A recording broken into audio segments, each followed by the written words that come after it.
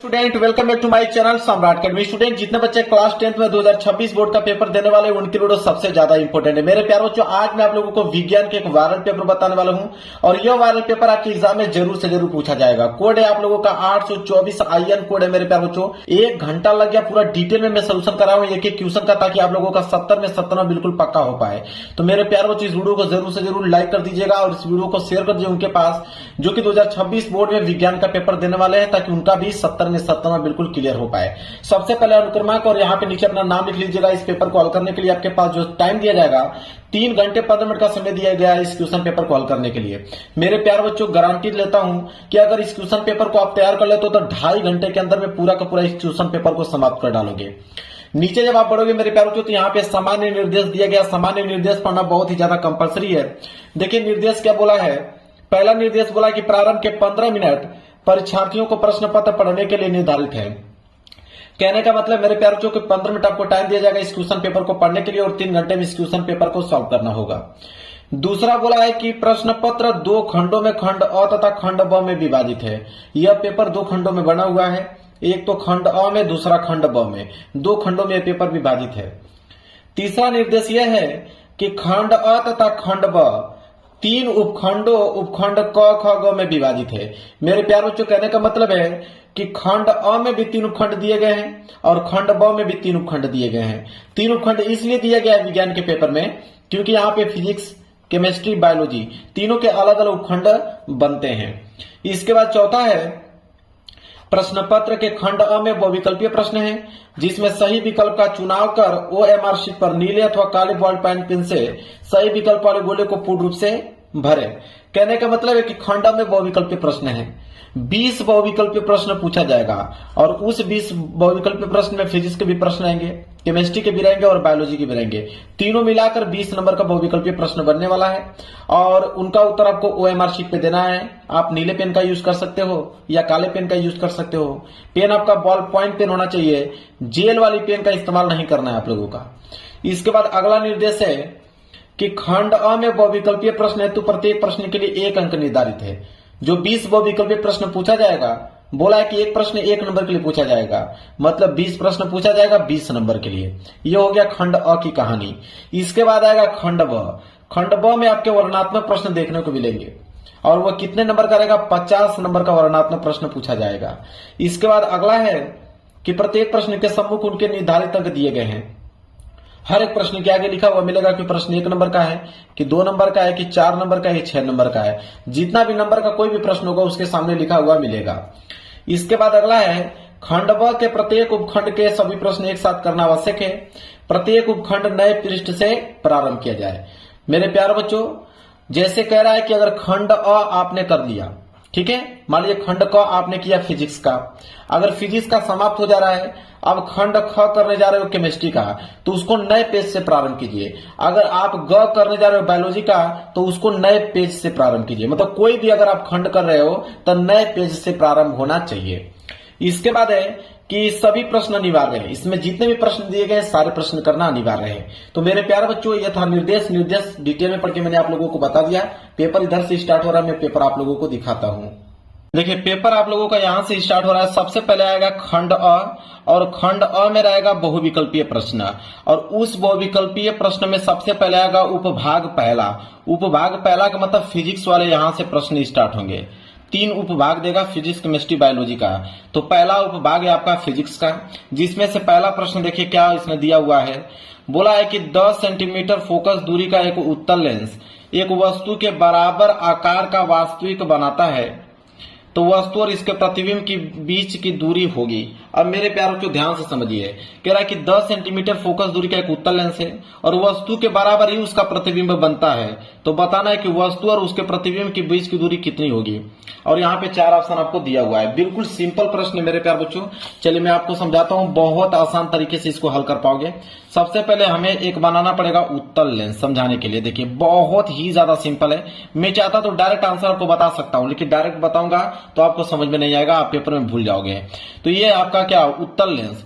अब मेरे प्यार बच्चों, ये आपका मुख्य अक्ष, ठीक है। अब आपको मालूम है कि इसमें 2 फोकस दूरी होती है। इधर एक होता है आपका F और इधर होता है आपका 2F, ठीक है, यहाँ पे F1 रख सकते हो, F1 है, आपका 2F1 है, इधर आपका हो जाएगा F2 और इधर आपका हो जाएगा 2F2। क्लियर है। चलिए अब एक चीज देखिए, बोला है कि 10 सेंटीमीटर फोकस दूरी का एक उत्तल लेंस है और एक वस्तु के बराबर आकार का वास्तविक प्रतिबिंब बनाता है।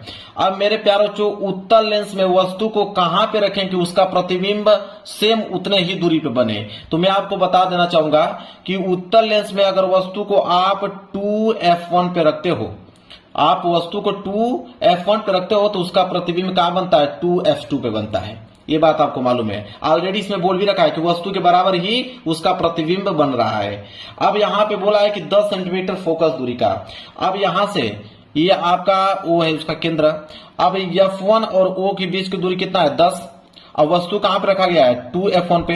अब आप ही बताइए यहां से लेके यहां तक की दूरी कितनी हो जाएगी, 10 और 10 मिलके कितना हो जाएगा, 20 सेंटीमीटर। मतलब 20 सेंटीमीटर दूरी पे वस्तु को रखा गया है। फोकस दूरी तो उसका 10 सेंटीमीटर ही है, लेकिन यहां से लेके यहां तक है ना। अब वस्तु को कहां रखा गया है, यहां पे, मतलब यहां से 10, यहां से 10, कितना हो जाएगा, 20 सेंटीमीटर।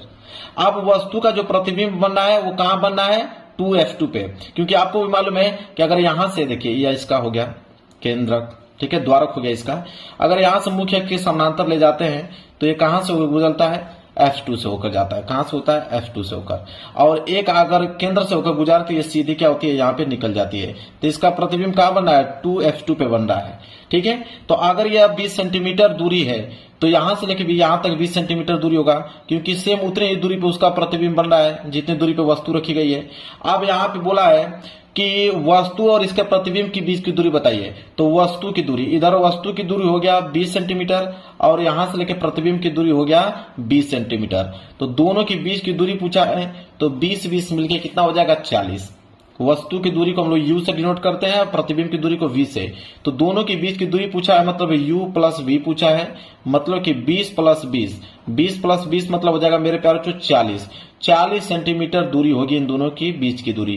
तो 40 सेंटीमीटर दिया है, बिल्कुल देना चाहिए। देख पा रहे हो आप, डी वाला ऑप्शन जो होगा बिल्कुल राइट आंसर हो जाएगा। अब इतना डिटेल में आपको कोई बताएगा नहीं यार, मैं चाहता तो आपको डायरेक्ट बता सकता था कि 40 सेंटीमीटर होगा, लेकिन आप समझ नहीं पाते कि 40 सेंटीमीटर आखिरकार हुआ कैसे है। तो मेरे प्यारों जो बिल्कुल डिटेल में आप लोगों को ऐसे बता दिया हूं कि ताकि आप इस चित्र के माध्यम से समझ पाओ कि हाँ, इन दोनों के बीच की दूरी 40 सेंटीमीटर हो गई। चलिए आगे बढ़ते हैं क्वेश्चन नंबर दूसरे की तरफ। क्वेश्चन नंबर दूसरा मेरे प्यारों को देख लीजिए। क्वेश्चन नंबर दूसरा इसने बोला है कि एक उत्तल दर्पण द्वारा उत्पन्न आवर्धन सदैव होता है। एक नंबर के लिए प्रश्न है, प्रश्न बहुत ही ज्यादा इंपॉर्टेंट है। तो एक उत्तल दर्पण द्वारा उत्पन्न आवर्धन पूछा है। तो उत्तल दर्पण का जो आवर्धन होता है वो सदैव 1 से कम होता है, 1 से कम होता है मेरे प्यारों। जो बी वाला जो होगा इसका राइट आंसर हो जाएगा। इस प्रश्न को याद कर लो, यह प्रश्न बहुत ज्यादा इंपॉर्टेंट है। दूसरा प्रश्न भी मैंने बता दिया, आगे देख लो। तीसरा प्रश्न इसने क्या दिया हुआ है, इसको देखिए, पूरा का पूरा प्रश्न कर डालोगे और समझ लीजिए 70 में 97 बिल्कुल साइंस में आप लोगों का पक्का हो गया। अब तीसरा प्रश्न क्या है उसको ध्यान से देखिए। कह रहा है कि एक अभिसारी लेंस की फोकस दूरी 20 सेंटीमीटर है, इस लेंस की क्षमता होगी। एक नंबर के लिए प्रश्न है। देखिए कैसे इसको लगाएंगे। अब मेरे प्यारे बच्चों आप ध्यान समझिए, एक पेज ले लेता हूं, पेज के माध्यम से मैं आप लोगों को समझाता हूं। देखिए अब यहां पे एक उत्तल दर्पण, यहां पे तीसरा प्रश्न है ना कि एक अभिसारी लेंस की फोकस दूरी। अब अभिसारी लेंस की फोकस दूरी दिया हुआ है, एफ बराबर दिया हुआ है 20 सेंटीमीटर, 20 सेंटीमीटर दिया हुआ है। तो हम क्या करेंगे कि जब क्षमता निकालते हैं, और क्षमता का फॉर्मूला होता है P बराबर 1/F, और याद रहे कि F हमेशा किस में निकलता है, मीटर में निकलता है। F का वैल्यू हमेशा किस में होना चाहिए, मीटर में होना चाहिए। और यहाँ पे F का वैल्यू सेंटीमीटर में दिया है, तो पहले इसको हम मीटर में चेंज करेंगे। मीटर में चेंज करने के लिए हम क्या करेंगे, 100 से हम इसको भाग दे देंगे। जब 100 से हम इसको भाग देंगे तो ये आ जाएगा आपका 0.2 मीटर, 0.2 मीटर आ जाएगा। ये आ गया आपका फोकस दूरी। अब यहाँ पे लेंस की क्षमता पूछा है, तो लेंस की क्षमता बराबर P बराबर 1/F, तो ये हो जाएगा P बराबर 1/F। F मीटर में होना चाहिए, मीटर में आ गया है 0.2।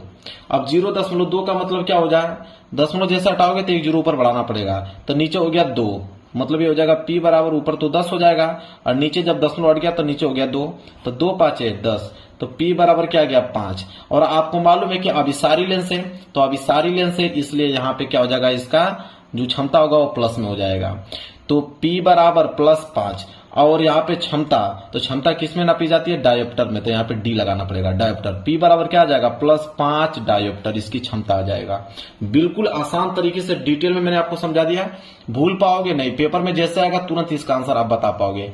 सी वाला जो होगा बिल्कुल राइट आंसर हो जाएगा। क्लियर है मेरे प्यारे बच्चों? चलिए आगे बढ़ते हैं अगले प्रश्न की तरफ। देख लो अगला प्रश्न है प्रश्न नंबर 4।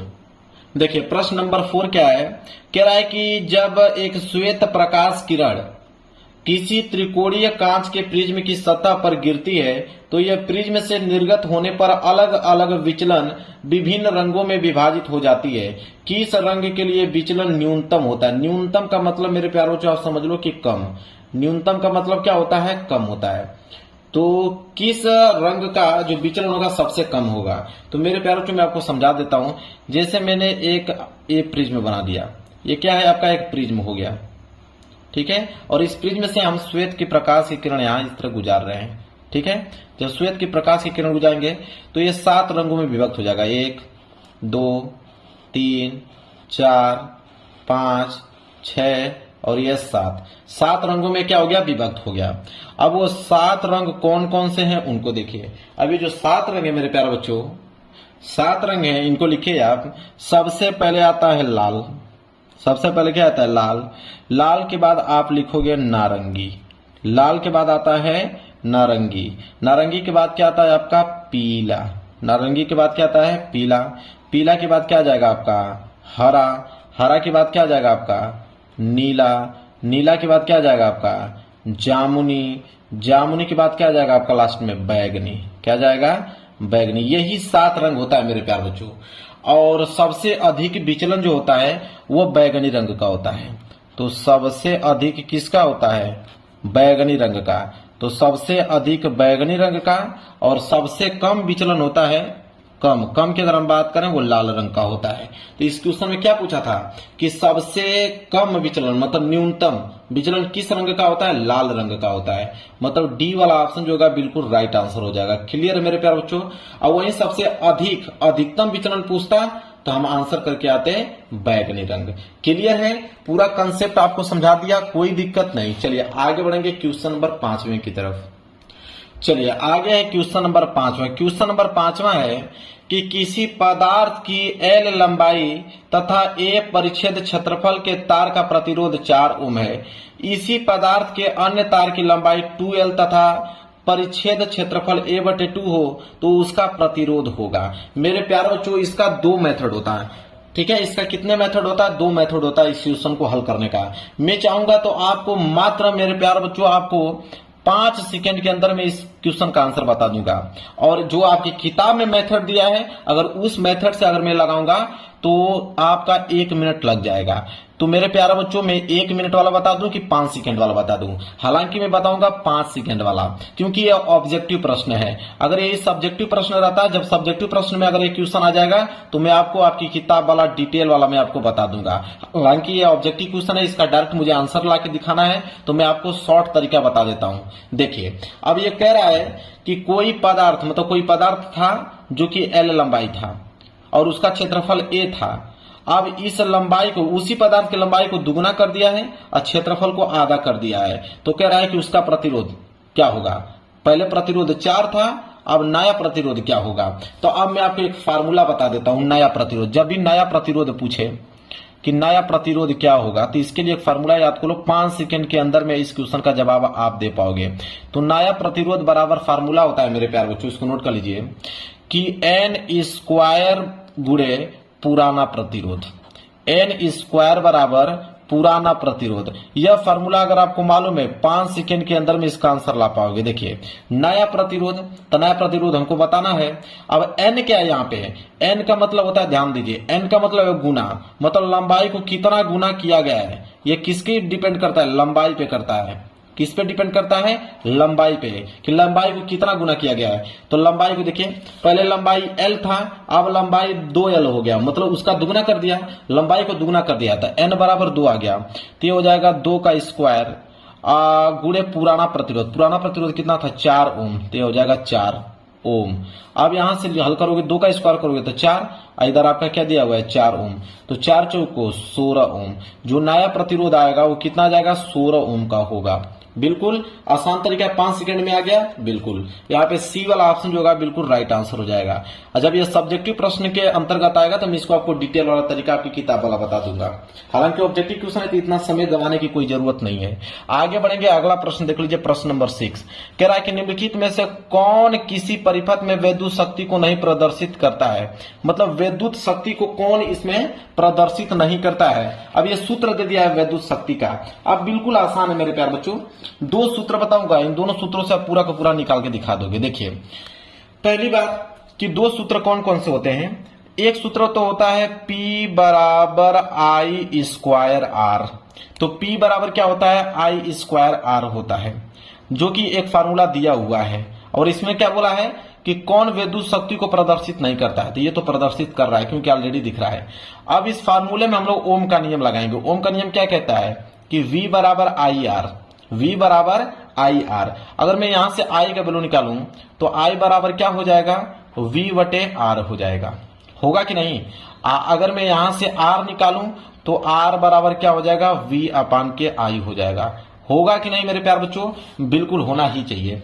अब देखिए यहां से P बराबर, अगर इस फार्मूले में मैं अगर I का वैल्यू V बटे R रख दूं तो I का वैल्यू अगर मैं V बटे R लिखूंगा तो ये क्या हो जाएगा, V का स्क्वायर बटे R स्क्वायर। होगा कि नहीं, क्योंकि यहाँ पे I का स्क्वायर किया गया है और गुणे में क्या हुआ है R, तो R से एक R कैंसिल, मतलब एक फार्मूला आ गया P का कि P बराबर V स्क्वायर बटे R। ये फार्मूला दिया हुआ कि नहीं, तो ये भी फार्मूला अगर हम चेक करें कि V स्क्वायर बटे R, तो V स्क्वायर बटे R ये भी फार्मूला हो सकता है। क्लियर है। चलिए अगर आप ध्यान दीजिए कि अगर मैं यहाँ पे लिखूं कि P बराबर, अगर मैं यहां लिखूं कि P बराबर V स्क्वायर बटे, अब यहां देखिए R, और R का वैल्यू यहां पे निकल के आया है V बटे I। अगर R की जगह मैं V बटे I लिख देता हूं मेरे प्यार बच्चों, तो ध्यान देखिए इस V से ये वाला V कैंसिल हो जाएगा और ये I जाके गुणा हो जाएगा ऊपर, तो P बराबर क्या हो जाएगा V, अब V में I का गुणा करोगे तो VI। देखिए P बराबर VY हो सकता है कि नहीं, देखिए VI का भी फार्मूला है। मतलब फार्मूला कौन नहीं हो सकता है P का, तो P का फार्मूला IR स्क्वायर ये नहीं हो सकता है, क्योंकि फार्मूला होता है I स्क्वायर R ना कि IR स्क्वायर। क्लियर है, मतलब ये P का सूत्र नहीं हो सकता है, सी वाला ऑप्शन। अब इतना आसान तरीका और इतना टाइम लेकर मैं आप लोगों को बता रहा हूं, आप समझिए कभी नहीं भूल सकते हो। जितना मैं फार्मूला यहाँ पर संशोधन करके आपको दिखा रहा हूं, एक फार्मूला ये निकाल के दिखाया, ये फार्मूला एक निकाल के दिखाया, ये फार्मूला ऑलरेडी दिया था, 3 फार्मूले इसमें दिए रखे हैं और ये वाला नहीं दिया, मतलब यह विद्युत शक्ति का सूत्र नहीं है। क्लियर है। चलिए आगे बढ़ते हैं क्वेश्चन नंबर 7वें की तरफ। देखिए 7वां क्या है, 7वां कहता है कि किसी धारावाही चालक के कारण उससे R दूरी पर स्थित किसी बिंदु पर उत्पन्न चुंबकीय क्षेत्र होता है। तो मेरे प्यारों जो चुंबकीय क्षेत्र होता है वो किसी बिंदु R, तो R दूरी पर कोई बिंदु स्थित है, तो जो चुंबकीय क्षेत्र होता है, चुंबकीय क्षेत्र मतलब B जो होता है मेरे प्यारों वो क्या होता है 1 बटे R स्क्वायर होता है। मतलब B जो है चुंबकीय क्षेत्र, वो B जो होता है वो R की क्या होता है व्युत्क्रमानुपाती होता है। ये बात आपको भी मालूम है मेरे प्यारे बच्चों, नियम आपने पढ़ा हुआ है। सी वाला ऑप्शन जो होगा बिल्कुल राइट आंसर हो जाएगा। जो यहाँ पे चुंबकीय क्षेत्र है, तो चुंबकीय क्षेत्र B जो होता है वो R के व्युत्क्रमानुपाती होता है, मतलब 1 बटे R स्क्वायर होता है। ये बात आपको मालूम है। अब आगे बढ़ेंगे, अब आ गया उपभाग दूसरा। अब उपभाग दूसरा जो है मेरे प्यारे बच्चों वो आपका केमिस्ट्री का स्टार्ट हो गया। फिजिक्स के सारे क्वेश्चन आपको समझ में आ गए, अब मैं केमिस्ट्री के सारे क्वेश्चन आप लोगों को बताने वाला हूं। देखिए अब यहाँ पे 8वां प्रश्न क्या बोला है उसको ध्यान से आप समझिए। 8वां प्रश्न ये दिया हुआ है कि हाइड्रोजन आयन की प्रकृति है, 1 नंबर के लिए प्रश्न मेरे प्यारे बच्चों। ये बात आपको सबको मालूम है कि हाइड्रोजन आयन की जो प्रकृति होता है वो अम्लीय होता है, इसमें कोई सोचने की बात नहीं, ये चीज रटा हुआ है आप लोगों को। 8वें का ए जो है बिल्कुल राइट आंसर हो जाएगा। हाइड्रोजन आयन की जो प्रवृत्ति होती है वो तो उसकी प्रकृति जो होती है H+ की वो क्या होती है अम्लीय होती है, मतलब यहाँ पे ए वाला ऑप्शन जो होगा बिल्कुल राइट आंसर हो जाएगा। चलिए आगे बढ़ते हैं, अगला प्रश्न है प्रश्न नंबर 9 कि धावन सोडा के एक अणु में जल के अणुओं की संख्या है। अब धावन सोडा के एक अणु में जल के कितने अणु होते हैं, अब मैं फार्मूला ही बता देता हूं, तुरंत आपको समझ में आ जाएगा। फार्मूला कहता है कि Na2 ठीक है CO3 डॉट 10H2O। यह फार्मूला होता है धावन सोडा का, याद कर लो, धावन सोडा का यह फार्मूला होता है। अब कह रहा है कि इस धावन सोडा में जल के कितने अणु हैं, तो जल मतलब H2O। अब जल के कितने अणु हैं यहाँ पे देखिए 10, जल के कितने अणु हैं 10, तो एक अणु में जल के 10 अणु पाए जाते हैं, इसलिए डी वाला ऑप्शन जो होगा बिल्कुल राइट आंसर हो जाएगा। समझ में आ गया आप लोगों को, कोई दिक्कत नहीं होना चाहिए। आगे बढ़ते हैं, अगला प्रश्न देख लीजिए, प्रश्न नंबर 10वां। प्रश्न नंबर 10वां क्या है उसको समझिए। देखिए प्रश्न नंबर 10वां ये कह रहा है मेरे प्यार बच्चों कि निम्नलिखित में कौन अधातु है। अब ये 4 ऑप्शन दिया गया है, इन चारों ऑप्शनों को बताना अधातु कौन है। हीलियम, यहाँ पे सी वाला ऑप्शन जो है बिल्कुल राइट आंसर हो जाएगा। हीलियम जो है वो अधातु की श्रेणी में आता है। क्लियर है, कितना आसान प्रश्न है मेरे प्यारों, तो तुरंत इसका जवाब आपने दे दिया। 11वां प्रश्न है कि धातुओं के लिए कौन सत्य नहीं है। तो सत्य की अगर हम बात करें तो धातु एक धन आयन बनाती है, बिल्कुल ये बात भी सत्य है। धातुओं इलेक्ट्रॉन त्यागने की प्रवृत्ति भी रखता है, धातु में चालकता का गुण पाया जाता है। लेकिन सत्य कौन सी चीजें नहीं है कि धातुएं सदैव सहसंयोजक यौगिक बनाती हैं, ये बिल्कुल गलत है। तो ए वाला ऑप्शन जो है बिल्कुल राइट आंसर हो जाएगा, क्योंकि यह सत्य नहीं है। क्लियर है, चलिए समझ में आ रहा है आपको। आगे बढ़ेंगे, प्रश्न नंबर 12। प्रश्न नंबर 12 क्या उसको देखिए ध्यान से। कह रहा है कि प्लास्टर ऑफ पेरिस की जल से अभिक्रिया कराने पर बनता है। अब मेरे प्यारे बच्चों, प्लास्टर ऑफ पेरिस की अगर हम जल से अभिक्रिया करा देंगे तो क्या बनेगा, मैं अब बना कर दिखा देता हूं, आप लोगों को खुद समझ में आ जाएगा क्या बनेगा। तो देखिए प्लास्टर ऑफ पेरिस की अगर हम बात करें तो प्लास्टर ऑफ पेरिस का सूत्र क्या होता है, CaSO4 डॉट हाफ H2O, मतलब आधा पानी के आधा अणु होते हैं। ये होता है प्लास्टर ऑफ पेरिस का सूत्र। और कह रहा है कि इसमें जल से अभिक्रिया करा जाए, जल का मतलब H2O, मतलब अगर H2O से अभिक्रिया करा देंगे तो क्या बनेगा, तो मेरे प्यारों जो जिप्सम बनता है। अगर हम प्लास्टर ऑफ पेरिस में जल से अभिक्रिया कराएंगे तो क्या बनता है, जिप्सम बनता है। जिप्सम का सूत्र क्या होता है, देखिए यह जिप्सम का सूत्र होता है कि CaSO4, ठीक है, डॉट, अब देखिए यहां पे आधा, ठीक है, यह है तो ये हो जाएगा यहाँ पे 2H2O, ठीक है। यहाँ पे पानी के आधा अणु है और यहाँ पानी के यहाँ पे एक अणु है, ये दोनों मिक्स करके 2 अणु बना लेते हैं। तो ये होता है प्लास्टर और जिप्सम का सूत्र, क्या, CaSO4 2H2O, ये होता है जिप्सम का सूत्र। क्लियर है, समझ में आ गया आप लोगों को। इतना डिटेल मेरे प्यारों चो कोई भी आप लोगों को पेपर का सोल्यूशन नहीं करा सकता है। आप मेरे प्यारों चो मान के चलिए कि आप 95% बिल्कुल फिक्स कर रहे हैं आप साइंस में। इस पेपर को तैयार कर लो, जाकर आओ, ये पेपर आने वाला है, पूरा का पूरा क्वेश्चन करके चले आओगे। आगे बढ़ते हैं, 13वां। कह रहा है कि एथेनॉल को सोडियम से अभिक्रिया कराने पर प्राप्त होती है। बिल्कुल आसान है, ये भी मैं बता देता हूं।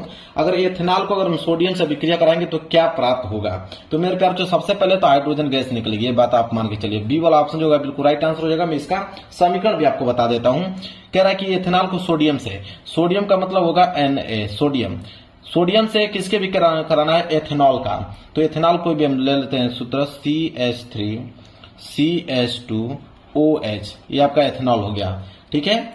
अब इसका अभिक्रिया अगर हम लोग कराएंगे तो मेरे प्यारे बच्चों क्या बनेगा, तो इसका अभिक्रिया कराएंगे तो बनेगा सोडियम एथोक्साइड, सोडियम एथोक्साइड। इसका सूत्र क्या होता है, CH3CH2ONA, और प्लस साथ ही साथ क्या बनता है, हाइड्रोजन गैस बनता है मेरे प्यारे बच्चों। अब बैलेंस की अगर हम बात करें तो 2 यहां पे लगा दीजिए, 2 यहां पे लगा दीजिए, 2 यहां पे लगा दीजिए, समीकरण बैलेंस हो गया। तो ये देखिए सोडियम की अभिक्रिया हम लोग एथेनॉल से कराएंगे तो यहाँ पे आप लोगों का सोडियम एथोक्साइड बनेगा, ये आपका क्या है, सोडियम एथोक्साइड, और साथ ही साथ हाइड्रोजन गैस। तो यहाँ पे ऑप्शन में दिया है ना H2 गैस, तो बी वाला ऑप्शन जो होगा बिल्कुल राइट आंसर हो जाएगा। चलिए आगे बढ़ेंगे क्वेश्चन नंबर 14 की तरफ।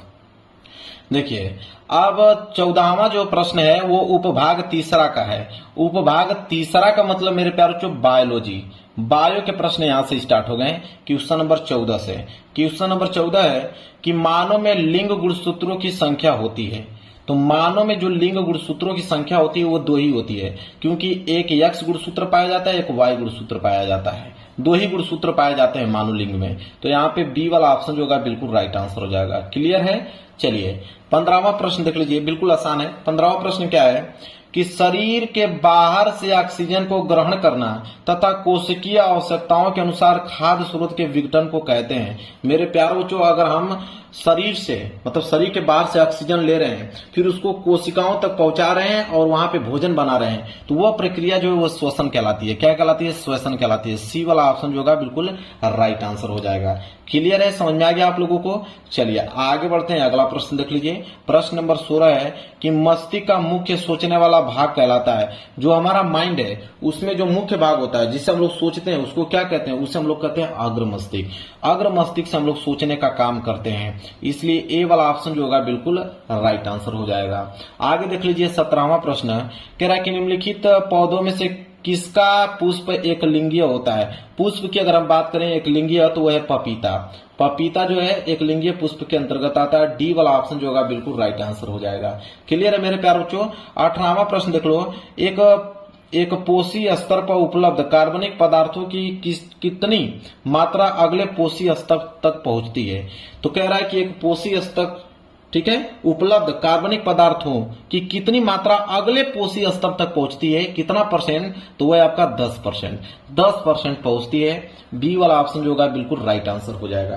क्लियर है मेरे प्यारे बच्चों? चलिए आगे बढ़ते हैं क्वेश्चन नंबर 19 की तरफ। देखिए क्वेश्चन नंबर 19 क्या है? कह रहा है कि पौधों में प्रकाश संश्लेषण का उत्पाद है। उत्पाद का मतलब कि जो पौधा भोजन बनाता है, तो पौधा भोजन बनाता है किस रूप में? क्या क्या मिलता है जब पौधा भोजन बनाता है? तो मेरे प्यारे बच्चों उसमें ग्लूकोज होते हैं, ऑक्सीजन होते हैं और जल होते हैं। बी वाला ऑप्शन जो होगा बिल्कुल राइट आंसर हो जाएगा। पौधों में प्रकाश संश्लेषण का उत्पाद यही है, ग्लूकोज, ऑक्सीजन और जल। आगे बढ़ेंगे। 20वां प्रश्न देख लीजिए क्या है? कह रहा है कि निम्नलिखित में से कौन एक पादप हार्मोन्स नहीं है? 1 नंबर के लिए प्रश्न है। तो पादप हार्मोन्स इन चारों ऑप्शन में से कौन नहीं है? एस्ट्रोजन। क्या है? एस्ट्रोजन। सी वाला ऑप्शन जो होगा बिल्कुल राइट आंसर हो जाएगा। क्लियर है मेरे प्यारे बच्चों? समझ में आ गया आप लोगों को? आगे बढ़ेंगे अगले प्रश्न की तरफ। अगला प्रश्न देखिए क्या है? चलिए यहाँ पे 20 मैंने ऑब्जेक्टिव प्रश्न बता दिया, 20 के 20 बहुविकल्पीय प्रश्न बता दिया और 20 के 20 ऑब्जेक्टिव क्वेश्चन पेपर में आप लोगों को बिल्कुल सही करके आना है, क्योंकि इतना डिटेल में आप लोगों को कोई नहीं बताएगा जितना डिटेल में मैंने आप लोगों को समझाया है। नीचे जब बढ़ेंगे तो नीचे आएगा आप लोगों का खंड ब। अब खंड ब में रहेंगे वर्णनात्मक प्रश्न। 50 नंबर का वर्णनात्मक प्रश्न आता है, जिसमें से सबसे पहले आया उपभाग पहला। उपभाग पहला का मतलब फिजिक्स वाले प्रश्न। सबसे पहले हम फिजिक्स करेंगे, फिर केमिस्ट्री, फिर बायोलॉजी। ठीक है, तो पहले फिजिक्स वाला प्रश्न आया है और फिजिक्स का देखिए पहला प्रश्न क्या है। पहला मतलब 20वें के बाद 21वां प्रश्न। अब 21 में 2 प्रश्न दिया गया है। 21 में 2 प्रश्न दिया गया है, एक पहला वाला एक दूसरा वाला। तो पहला वाला हल करोगे तो 2 नंबर इसमें मिलेगा, दूसरा वाला हल करोगे तो 2 नंबर इसमें मिलेगा। तो चलिए पहला वाला देखते हैं। 21 का पहला कह रहा है कि कारों में पश्च दृश्य, मतलब कार में मतलब पीछे का दृश्य देखने के लिए, तो कारों में पश्च दर्पण के लिए कौन सा प्रकार का दर्पण प्रयोग करते हैं तथा हम इसे क्यों वरीयता देते हैं। मतलब कि कार में आप देखे होंगे, बाइक में, कार में जो साइड मिरर लगा होता है वो किस दर्पण का होता है और आखिरकार हमें इसे लगाने की आवश्यकता क्यों पड़ती है। तो इसका देखिए उत्तर मेरे प्यारे बच्चों। तो इसका उत्तर हम लोग लिखेंगे, देखिए 21वें का पहला कि उत्तल दर्पणों का उपयोग, मतलब उत्तल दर्पण का प्रयोग करते हैं। ठीक है, उत्तल दर्पणों का उपयोग सामान्यतः वाहनों के पश्च दृश्य दर्पणों के रूप में करते हैं। इनमें ड्राइवर अपने पीछे के वाहनों को देख सकते हैं जिससे वे सुरक्षित रूप से वाहन चला सकें। उत्तल दर्पणों को इसलिए भी प्राथमिकता देते हैं क्योंकि यह सदैव सीधा प्रतिबिंब बनाता है, लेकिन वह छोटा होता है। इनका दृष्टि क्षेत्र भी बहुत अधिक है क्योंकि यह बाहर की ओर वक्रित होते हैं। समतल दर्पण की तुलना में उत्तल दर्पण ड्राइवर को अपने पीछे के बहुत बड़े से को देखने में समर्थ बनाते हैं, इसलिए वे बेहतर है। कहने का मतलब है कि कारों में जो साइड मिरर लगा होता है वहां पे उत्तल दर्पण का प्रयोग करते हैं, क्योंकि उत्तल दर्पण क्या करता है, आभासी तथा सीधा प्रतिबिंब बनाता है और छोटा प्रतिबिंब बनता है। इसलिए पीछे अगर 5-7 गाड़ी भी अगर आई रहती है, पीछे आती रहती है, तो इस हमारे साइड मिरर में दिखा देता है कि पीछे 5 गाड़ी आ रही है। ठीक है, तो इसलिए हमें उसका प्रयोग करते हैं। पूरा डिटेल में मैंने बता दिया। चलिए यहां से आपके 2 नंबर बिल्कुल फिक्स हो गए। अब इसके बाद 21 का दूसरा नंबर वाला क्वेश्चन जो है उसको देखिए।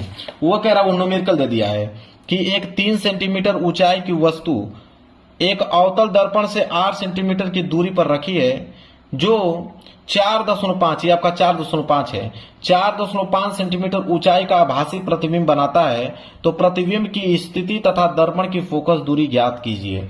बिल्कुल आसान तरीके से मेरे प्यारे बच्चों मैं इसको बता रहा हूं, आप लोगों को हल करने का तरीका क्या है इसका।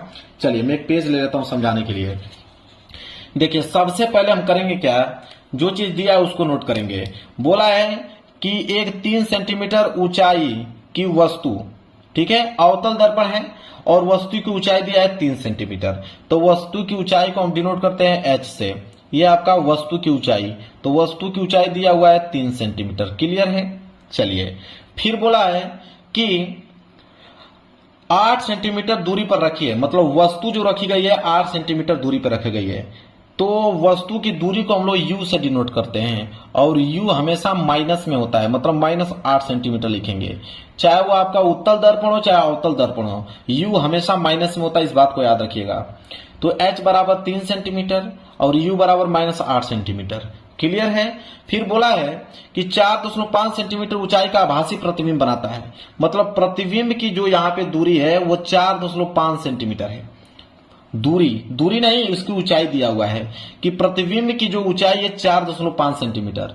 वस्तु की ऊंचाई थी 3 सेंटीमीटर, प्रतिबिंब की ऊंचाई है 4.5 सेंटीमीटर। तो प्रतिबिंब की ऊंचाई को हम लोग h डैश से डिनोट करते हैं। तो h डैश मतलब प्रतिबिंब की ऊंचाई दिया हुआ है 4.5 सेंटीमीटर। क्लियर है। चलिए इसके बाद बोला है कि प्रतिबिंब की स्थिति, मतलब v का वैल्यू, कि प्रतिबिंब कितनी दूरी पर बनेगा यह बताइए। और पूछा है कि दर्पण की फोकस दूरी का मतलब f का बताइए कि उस दर्पण का फोकस दूरी कितना होगा। ठीक है, ये दो चीज हमसे पूछा हुआ है। बिल्कुल मेरे प्यारों को देखिए कैसे लगाएंगे, ध्यान समझिए। हम जानते हैं यहाँ पे कि आवर्धन का फार्मूला सबको मालूम है कि आवर्धन m बराबर फार्मूला होता है यहाँ पे कि h2, मतलब ऐसे कर सकते हो h डैश बटे h, ऐसे कह दो। h डैश का मतलब कि प्रतिबिंब की ऊंचाई बटे में वस्तु की ऊंचाई, ये होता है आवर्धन का फार्मूला। तो अब यहाँ पे देखिए जब हम निकालेंगे m बराबर, तो h डैश का वैल्यू कितना दिया हुआ है 4.5 और बटे में h का मतलब वस्तु की ऊंचाई कितना दिया हुआ है 3 दिया हुआ है। और जब इसे भाग देंगे तो हो जाएगा 15×3 = 1.5 सेंटीमीटर क्या आ गया, आवर्धन आ गया। किसका वैल्यू, m का वैल्यू आ गया। और हम जानते हैं कि आवर्धन का एक फार्मूला और होता है m बराबर -v/ku, एक फार्मूला ये भी होता है। तो हम जानते हैं कि m का वैल्यू तो दे दिया है 1.5, यहां से निकल के आ गया, बराबर -v का वैल्यू ज्ञात करना है और u का वैल्यू दिया हुआ है। u का वैल्यू कितना है -8, तो हो जाएगा -8, तो माइनस से माइनस कैंसिल। अब 15 में 8 को गुणा करेंगे, तो 15 में 8 को गुणा करोगे तो 112 होगा, एक अंक पे लगाओगे यहाँ पे। ठीक है, 120, 15 बाटे कितना होता है 120। देखिए 15 बाटे कितना होता है 120 होता है, सॉरी 15 बाटे 120, एक अंक के बाद 10 लगाए, एक अंक के बाद 10 लगाओगे तो एक क्या कहलाएगा 12 कहलाएगा। तो इस 8 को गुणा 1.5 में करोगे तो 12 आ जाएगा। तो 12 बराबर क्या आ जाएगा v, मतलब v मतलब प्रतिबिंब की दूरी। तो प्रतिबिंब की जो दूरी है वो कितना दूरी पे बनेगा, 12 सेंटीमीटर दूरी पे उसका प्रतिबिंब बनेगा। तो ये तो v का वैल्यू हमें क्या हुआ मालूम चल गया। अब हमें फोकस दूरी भी बताना है। देखिए फोकस दूरी के लिए हम लोग सूत्र लगाएंगे दर्पण। ठीक है, दर्पण सूत्र कहता है कि 1/f बराबर 1/v + 1/u, यह फार्मूला होता है दर्पण का। अब यहां से फोकस दूरी निकाल लीजिए, तो फोकस दूरी हो जाएगा 1/f, तो f तो निकालना है, बराबर 1/v कितना है 12, और बीच में आपका प्लस 1/u कितना -8। ठीक है, अब इसे हल करोगे तो हो जाएगा 1/f बराबर 1/12, और ये जो माइनस है इस प्लस को क्या कर देगा माइनस, तो -1 कितना हो जाएगा 8 हो जाएगा। क्लियर है। अब ध्यान दीजिए आप लोग, ये हो जाएगा 1/f बराबर 12 और 8 का एलसीएम कितना होगा 24, 12 और 8 का एलसीएम 24, तो 12 दूनी के 24 से हो जाएगा 2 और -8 3 के 24 से हो जाएगा आपका 3। अब देखिए 1/f बराबर क्या हो जाएगा, 2 में से 3 जाएगा तो -1 आएगा, और बटे में कितना आ गया 24। हमें तो f की वैल्यू चाहिए, f को ऊपर कर दो, तो f बराबर क्या आ जाएगा, ये भी 24 ऊपर चल जाएगा तो -24 हो जाएगा, -24 सेंटीमीटर। तो फोकस दूरी आ गया -24 सेंटीमीटर, और प्रतिबिंब की जो दूरी है वो आ गया 12 सेंटीमीटर। लो भाई पूरा डिटेल में मैंने हल करके बता दिया आप लोगों को, कोई दिक्कत नहीं। चलिए नोट कर लीजिएगा। अब यहां से आपको 4 नंबर मिल गया। ठीक है, 21 का पहला वाला भी बता दिया, 21 का दूसरा, 4 नंबर आपका क्लियर करा दिया। आगे बढ़ेंगे, अगला प्रश्न है प्रश्न नंबर 22। देखिए प्रश्न नंबर 22 क्या है उसको समझिए। प्रश्न नंबर 22 दिया हुआ है यहाँ पे, प्रश्न नंबर 22 में भी 2 दिया हुआ है, एक आपका पहला वाला, एक आपका दूसरा वाला। पहला वाला हल करोगे तो 2 नंबर, दूसरा वाला भी हल करोगे तो 2 नंबर, तो 2 मिला के 4 नंबर आपके हो जाएंगे। तो 22 का पहला है कि निकट दृष्टि दोष क्या होता है, निकट दृष्टि दोष क्या होता है और किरण आरेख द्वारा समझाइए। कह रहा है कि किस लेंस द्वारा यह दोष जो है वो संशोधित किया जा सकता है। चलिए 2 नंबर इसमें मिलेगा, डिटेल में इसका डिस्कस करना है तब जाके 2 नंबर मिलेगा। बिल्कुल डिटेल में मैं इसका सोल्यूशन भी लेकर आया हूं क्लियर। देखिए 22 का पहला निकट दृष्टि दोष, तो पहले हम जानेंगे निकट दृष्टि दोष है क्या, उसको लिखेंगे। तो लिखेंगे कि वह दोष जिसमें पीड़ित मनुष्य को पास की वस्तु स्पष्ट दिखाई दे परंतु दूर की वस्तु स्पष्ट न दिखाई दे, उसे निकट दृष्टि दोष कहते हैं। मेरे प्यार को निकट दृष्टि दोष में क्या होता है कि निकट की वस्तु तो साफ दिखाई देगी परंतु दूर की वस्तु हमें साफ दिखाई नहीं देगी, यह होता है निकट दृष्टि दोष। उसका कारण क्या होता है, तो कारण होता है उसका कि नेत्र लेंस से रेटिना तक की दूरी बढ़ जाना, नेत्र लेंस से रेटिना तक की दूरी बढ़ जाता है तो जब जाके निकट दृष्टि दोष होता है। और दूसरा कारण यह भी है कि नेत्र लेंस का मोटा हो जाना अर्थात तो उसके पृष्ठों की वक्रता जो है बढ़ जाना। अगर इन दोनों में से कोई कंडीशन होता है तो निकट दृष्टि दोष हो जाता है, ये उसके कारण है। ठीक है, आप देख पा रहे हो यहाँ पे। अब यहाँ पे देखिए यहाँ पे जा रहा है प्रकाश की किरण, ठीक है, हमारे आंखों में, तो प्रतिबिंब कहाँ बन रहा है, देखिए ये आपका रेटिना है, रेटिना के कुछ पहले ही प्रतिबिंब बन जा रहा है। ठीक है, यह उसका कारण है, ये निकट दृष्टि दोष का कारण है। जब निकट दृष्टि दोष रहेगा तो रेटिना के आगे आपका प्रतिबिंब बनेगा। अब उसका निवारण भी दिया है, तो निवारण कैसे करेंगे, देखिए तो निवारण करेंगे हम लोग इसका कैसे कि पीड़ित मनुष्य को उचित फोकस दूरी का अवतल मतलब अपसारी लेंस का प्रयुक्त करना चाहिए। मतलब अगर आपकी आंखों में निकट दृष्टि दोष है तो उसमें अगर आप अवतल लेंस का प्रयोग करते हो तो देखिए यहाँ पे यह है आप लोगों का। अब यहाँ पे मैंने यहाँ पे क्या लगा दिया, अवतल लेंस, ये आपका क्या है अवतल लेंस। अगर मैं यहाँ पे अवतल लेंस लगा दिया, अब देखिए अवतल लेंस लगाने से ये जो प्रकाश की किरण जा रही है और उसका वस्तु का जो प्रतिबिंब बन रहा है, तो वस्तु का प्रतिबिंब मेरे प्यार बच्चों कहाँ बन रहा है, वहां पे देखिए रेटिना पे। बिल्कुल निवारण हो गया, तो ये आपका निकट दृष्टि दोष का निवारण। तो जब दोष था तो वस्तु का प्रतिबिंब रेटिना के आगे बन रहा था, जैसे ही मैंने यहाँ पे अवतल लेंस लगाया वो किरणों को क्या किया, फैला दिया। अब इसका प्रतिबिंब कहाँ बनने लगा, रेटिना पे। तो पूरा इस तरह आपको नोट करना पड़ेगा, तब जाके आप लोगों को 2 नंबर मिलेगा। देखिए दूसरा है कि स्वच्छ आकाश का रंग नीला क्यों प्रतीत होता है, व्याख्या कीजिए। मतलब अगर आसमान बिल्कुल साफ है तो उसका रंग नीला क्यों होता है, तो देखिए क्या कारण होता है, वो तरंग दैर्घ्य के कारण होता है। लिखेंगे कि लघु तरंग दैर्घ्य वाले सौर विकिरण के लिए वायुमंडल अधिकांशतः पारदर्शी होता है। पृथ्वी की सतह पर पहुंचने से पहले सूर्य की किरणें वायुमंडल से होकर गुजरती हैं। क्षोभ मंडल में मौजूद जलवाष्प, ओजोन तथा अन्य किरणें अवरोक्त विकिरण को अवशोषित कर लेती हैं और क्षोभ मंडल में छोटे छोटे निलंबित कर दिखने वाले स्पेक्ट्रम को अंतरिक्ष एवं पृथ्वी की सतह की ओर विकिरण कर देते हैं और इसी कारण से आकाश का रंग जो होता है वो नीला दिखाई पड़ता है। क्लियर है, चलिए समझ में आ गया, इसको आप लोग नोट कर लीजिए। आगे बढ़ेंगे अगले प्रश्न की तरफ। अगला प्रश्न है मेरे प्यार बच्चों, यहाँ पे 22वां के दोनों मैंने पहला और दूसरा दोनों बता दिया। अब हम देखेंगे प्रश्न संख्या 23। 23 में भी 2 प्रश्न दिया है, एक आपका 23 का पहला, 23 का दूसरा। तो पहला हल करोगे तो 2 नंबर इस पे, दूसरा भी हल करोगे 2 नंबर इस पे, टोटल कितना नंबर मिलेगा, 4 नंबर। तो 23 का पहला है कि एक समान चुंबकीय क्षेत्र में धारावाही चालक पर जो बल है किन किन बातों पर निर्भर करता है, इस बल की दिशा ज्ञात करने का नियम भी लिखना है, तब जाके 2 नंबर मिलेगा। बिल्कुल मेरे प्यारों, जो डिटेल में मैं आप लोगों को बताऊंगा। देखिए अब यहाँ पे लिखेंगे हम लोग 23 का पहला है कि चुंबकीय क्षेत्र में रखे धारावाही चालक पर लगने वाला बल निम्नलिखित कारणों पर निर्भर करता है। किन किन कारणों पर निर्भर करता है उसको ध्यान से देखिए। तो पहला जो निर्भर करता है तो वो चालक में प्रवाहित धारा पे डिनोट करता है, क्योंकि धारा जितनी अधिक होगी बल उतना ही अधिक होगा। इसके बाद चुंबकीय क्षेत्र की तीव्रता, जो बी पे निर्भर करता है। चुंबकीय क्षेत्र की मतलब चुंबकीय क्षेत्र जितना अधिक होगा बल उतना ही अधिक होगा। इसके बाद तीसरा किस पे डिनोट करता है, उसकी लंबाई पे, मतलब चालक की लंबाई पे। चालक की लंबाई जितनी अधिक होगी बल उतना ही अधिक होगा। फिर चौथा किस पे निर्भर करता है, तो धारा और चुंबकीय क्षेत्र के बीच का कोण थीटा पर, क्योंकि बल का मान साइन थीटा पर निर्भर करता है। और यहां बोला था किस नियम का प्रयोग करते हैं, तो बल की दिशा ज्ञात करने का नियम जो है वो फ्लेमिंग का बाएं हाथ का नियम है, मतलब फ्लेमिंग के बाएं हाथ के नियम से हम लोग बल की दिशा ज्ञात करेंगे। तो जितना प्रश्न में पूछा था पूरा मैंने उत्तर दे दिया। 2 नंबर अब आप लोगों को मेरे प्यारे बच्चों यहाँ पे मिल जाएगा।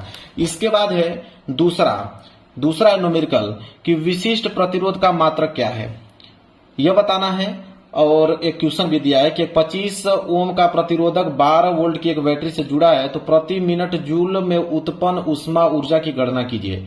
तो पहली बात इसका उत्तर हम लोग बताते हैं कि विशिष्ट प्रतिरोध, तो प्रतिरोध का मात्रक क्या होता है, ओम। यहाँ पे लिख लीजिएगा, प्रतिरोध का मात्रक क्या होता है, ओम होता है। उसका साइन इस तरह होता है, ठीक है। तो प्रतिरोध का मात्रक ओम।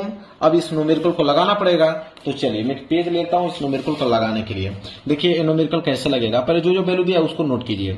तो वैल्यू दिया हुआ है कि 25 ओम का प्रतिरोधक, ठीक है। तो 25 ओम का प्रतिरोधक मतलब आर, तो यहाँ पे आर का वैल्यू दिया हुआ है कितना, 25 ओम।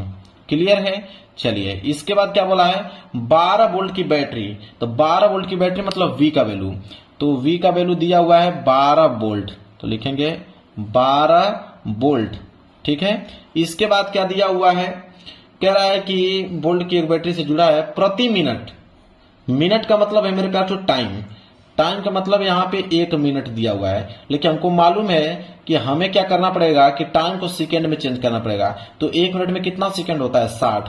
तो यहाँ पे जो टी होगा, टी कितना आ जाएगा, 60 सेकेंड आ जाएगा। अब यहाँ पे बोला है कि ऊष्मा ऊर्जा की गणना कीजिए।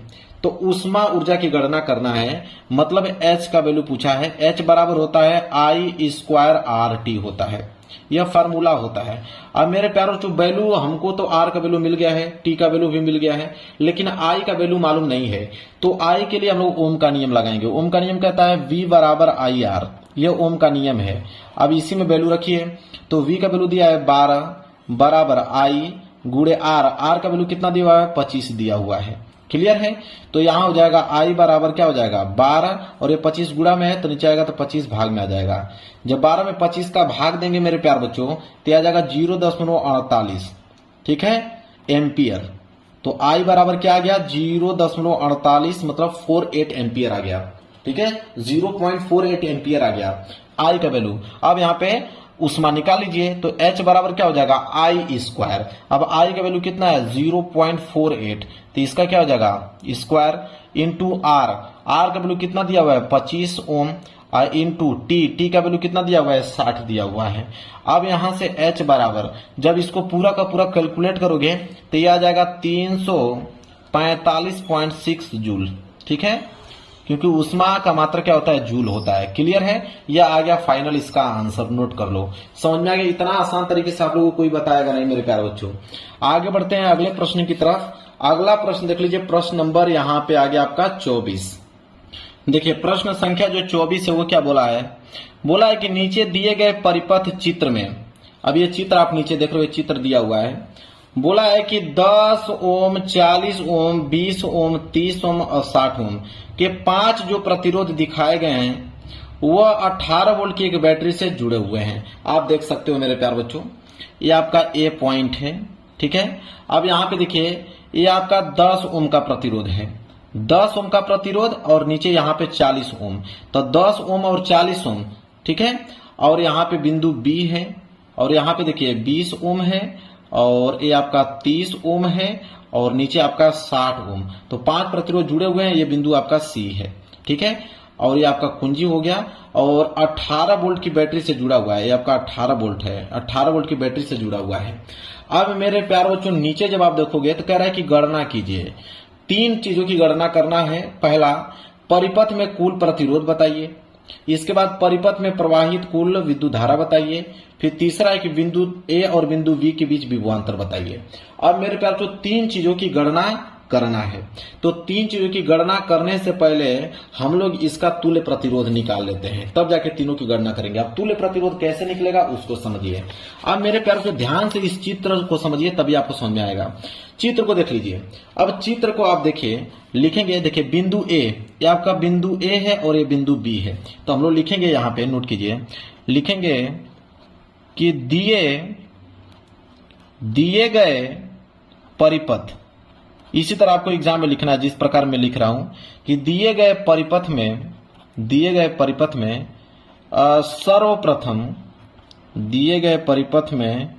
सर्वप्रथम ए व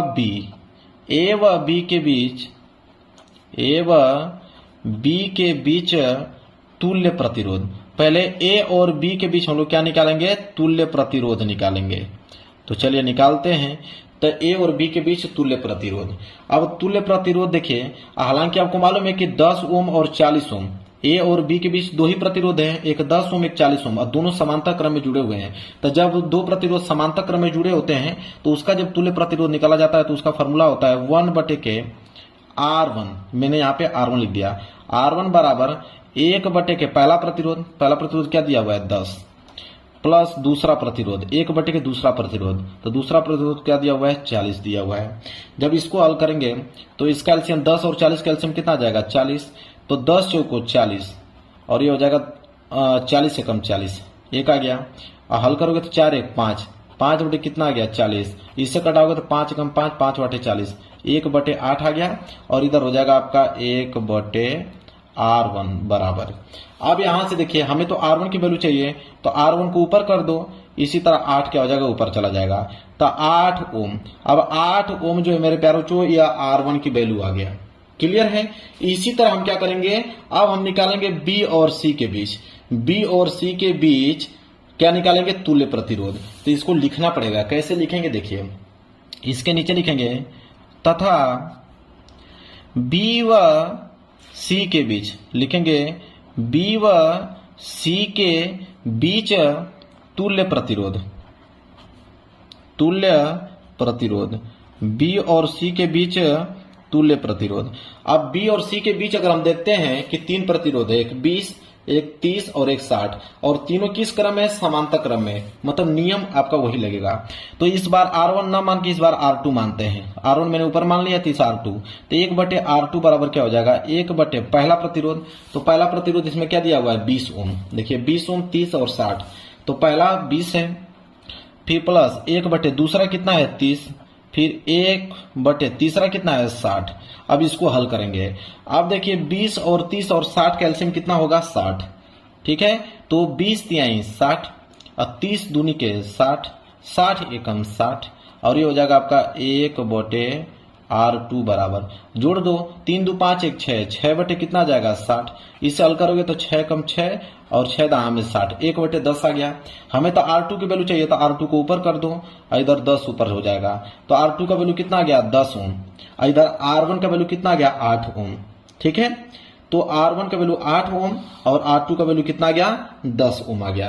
क्लियर है। अब हम तीनों जो कंडीशन दिया है उसको हम लोग हल करेंगे। देखिए इस पेज को मैं साइड करता हूं, ठीक है, मैं एक पेज और दूसरा ले लिया। अब देखिए पहला प्रश्न क्या पूछा था, परिपथ का कुल प्रतिरोध। अब निकालते हैं यहां से। तो पहला पूछा है परिपथ का कुल प्रतिरोध, तो लिखेंगे पहला पूछा हमसे कि परिपथ का कुल प्रतिरोध कितना होगा, कुल प्रतिरोध। तो परिपथ का कुल प्रतिरोध की अगर हम बात करें तो ए और बी के बीच कितना आया है 8 ओम, और बी और सी के बीच कितना आया है 10 ओम, तो दोनों को जोड़ दो, तो परिपथ का कुल प्रतिरोध क्या हो जाएगा R1 प्लस R2। तो R1 का वैल्यू कितना आया था 8 ओम और R2 का वैल्यू कितना आया 10 ओम, दोनों को जोड़ दोगे तो 10 और 8 कितना हो जाएगा 18 ओम। तो 18 ओम जो है आ गया परिपथ का कुल प्रतिरोध। क्लियर है। अब दूसरा क्या पूछा हमसे, दूसरा पूछा है कि परिपथ में प्रवाहित कुल धारा, ठीक है। दूसरा हमसे पूछा है कि परिपथ में, लिखेंगे परिपथ में प्रवाहित, यही दिया था ना, परिपथ में प्रवाहित कुल धारा, कुल धारा का मतलब कुल विद्युत धारा, लिखेंगे कुल विद्युत धारा, ठीक है। अब विद्युत धारा पूछा है। अब हमको मालूम है कि विद्युत धारा आई बराबर क्या होता है, V अपान के R होता है। तो I बराबर V का वैल्यू आपको क्वेश्चन में दिया है कि 18 वोल्ट से जुड़ा हुआ है, तो V का मान तो 18 आ गया। और नीचे R, अब R का मतलब मेरे पास जो पूरा टोटल प्रतिरोध कितना है 18, तो 18 से 18 कैंसिल, बच गया 1। और धारा है तो धारा का जो मात्रक वो होता है, मात्रक एम्पियर होता है, तो 1 एम्पियर आ गया दूसरे का। अब तीसरा क्या दिया हुआ है, तीसरा हमको क्वेश्चन में दिया हुआ है, देखिए बिंदुओं ए और बी के बीच विभवांतर, बिंदु ए और बी के बीच विभवांतर पूछा है। तो लिखेंगे यहाँ पे कि बिंदुओं ए व बी के बीच विभवांतर, तो बिंदुओं ए और बी के बीच ऐसे ही लिखना पड़ेगा जैसे मैं लिख रहा हूं आप लोगों के बीच विभवांतर, तब जाके आपको पूरा का पूरा नंबर मिलेगा विभवांतर। अब बिंदु ए और बी के बीच विभवांतर पूछा है। अब विभवांतर मतलब V बराबर क्या होता है IR, तो हम लिखेंगे V बराबर I का मान कितना है 1 एम्पियर और R। अब R किसका लिखाएंगे, पूरा R नहीं, सिर्फ 8 ओम, क्योंकि A और B के बीच ही पूछा है। तो A और B के बीच R का जो वैल्यू कितना है 8 ओम आया है, तो यहाँ R का वैल्यू क्या लिखेंगे 8, तो V बराबर क्या आ जाएगा 8। और यहाँ पे क्या है विभवांतर का मात्रक वोल्ट होता है, तो ये हो जाएगा 8 वोल्ट। क्लियर है मेरे प्यारे बच्चों, समझ में आ गया आप लोगों को? सारे बच्चों को दिक्कत कोई नहीं होनी चाहिए, इतना डिटेल में आपको बता रहा हूं, कोई दिक्कत होगा ही नहीं। चलिए आगे बढ़ते हैं। प्रश्न नंबर 24 मैंने हल कर दिया यहाँ पे, ठीक है, समझ में आ गया आप लोगों को? प्रश्न नंबर 24 में मैंने हल कर दिया। और 6 नंबर के लिए प्रश्न था, 2 नंबर इस पे, 2 नंबर इस पे, 2 नंबर इस पे। क्लियर है? अगर ये प्रश्न नहीं करना चाहते हो, अगर ये 24 का प्रश्न नहीं करना चाहते हो, तो इसके नीचे अथवा भी दिया है कि अगर ये 6 नंबर वाला प्रश्न नहीं करना चाहते हो इस न्यूमेरिकल को, तो पीछे आपको प्रश्न दिया है उसको कर लीजिए, वो भी 6 नंबर का ही है।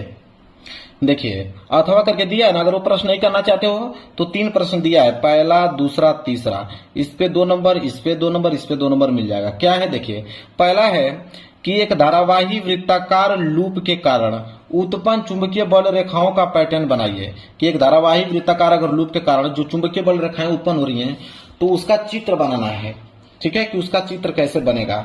तो चलिए देखिए मेरे प्यारे बच्चों, लिखेंगे हम लोग अथवा का पहला वाला कि वैद्युत धारावाही वृत्ताकार लूप के कारण चुंबकीय क्षेत्र किसी धारावाही पास के कारण चुंबकीय बल रेखाएं चित्र द्वारा दर्शाए गए हैं। धारावाही वृत्ताकार पास के प्रत्येक बिंदु पर बने इसके चारों ओर चुंबकीय क्षेत्र को प्रदर्शित करते हैं। पास के केंद्र पर चुंबकीय क्षेत्र सीधी रेखाओं द्वारा प्रदर्शित करते हैं।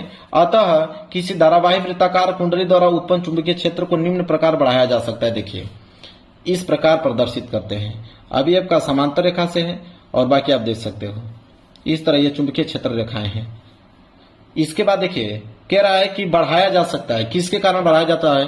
चुंबकीय क्षेत्र को हम लोग बढ़ाया जा सकता है किसके कारण? फेरों की संख्या बढ़ाकर। इसके बाद दूसरा है कुंडलियों में धारा का मान बढ़ाकर हम इसके बढ़ा सकते हैं चुंबकीय क्षेत्र का मान।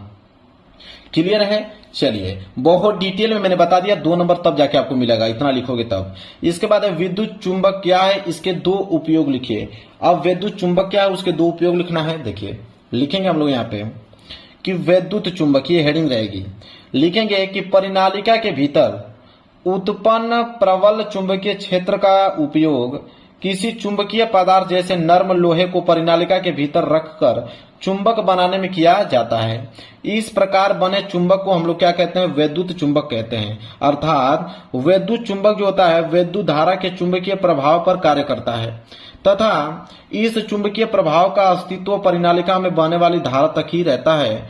वैद्युत चुंबक बनाने के लिए कच्चे लोहे का उपयोग किया जाता है। क्लियर है? 2 नंबर भाई ये भी मिल गया। इसके बाद है विद्युत चुंबक और एक अस्थायी चुंबक कैसे भिन्न होते हैं, मतलब अंतर पूछा है कि वैद्युत चुंबक और अस्थायी चुंबक में अंतर बताइए। तो देखिए अंतर लिख लीजिए। एक साइड आप कॉलम बनाइए विद्युत चुंबक का और एक साइड कॉलम बताइए अस्थायी चुंबक का, दोनों कॉलम बन गया। अब विद्युत चुंबक में पहला पॉइंट लिखिए कि इसे आसानी से विचुंबकीय किया जा सकता है और अस्थायी चुंबक में लिखेंगे कि इसे आसानी से विचुंबकीय नहीं किया जा सकता है।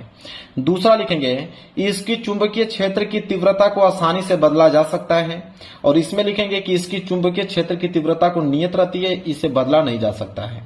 इसके बाद तीसरा इसमें लिखेंगे कि इसकी ध्रुवता बदली जा सकती है इसकी ध्रुवता नियत रहती है। इसमें लिखेंगे कि विद्युत चुंबक जो है वह नर्म में लोहे के बनाए जा सकते हैं, मतलब नर्म करके लोहे के बनाए जा सकते हैं। इसमें लिखेंगे अस्थायी चुंबक स्टील के बनाए जाते हैं। तो इसमें नर्म लोहे के बनाए जाते हैं और इसमें जो अस्थायी चुंबक होता है वो स्टील के बनाए जाते हैं। तो 4 मैंने अंतर बता दिया और 2 नंबर यहां से आपको बिल्कुल क्लियर हो जाएगा। अब बारी आती है उपभाग दूसरा की। अब उपभाग दूसरा में मेरे प्यारों बच्चों केमिस्ट्री वाले प्रश्न रहेंगे। उपभाग दूसरा में केमिस्ट्री वाले प्रश्न रहेंगे। चलिए देखते हैं प्रश्न संख्या 25। अब प्रश्न संख्या 25 है और 25 में आपका दिया हुआ है ए और बी। ए को हल करोगे तो 2 नंबर, बी को हल करोगे तो 2 नंबर। अब 25 का ए क्या है कि विद्युत रासायनिक श्रेणी किन्हीं 2 गुणों का उल्लेख कीजिए, मतलब विद्युत रासायनिक श्रेणी के किन्हीं 2 गुणों का उल्लेख करना है। चलिए इसका लिखेंगे 25 का पहला, 25 का ए। तो देखिए उपभाग दूसरा 25 का ए लिखेंगे विद्युत रासायनिक श्रेणी में धातुओं को विद्युत धारा प्रवाहित करने की क्षमता होती है। और दूसरा है कि यह श्रेणी धातुओं की रासायनिक क्रियाशीलता को दर्शाती है। तो मैंने 2 यहाँ पे इसके गुण बता दिए। विद्युत रासायनिक के मैंने 2 गुण बता दिए। पहला वाला ये हो गया, इसका दूसरा वाला 2 गुण मैंने बता दिया। दोनों गुणों को आप नोट कर लीजिए, पहला और दूसरा।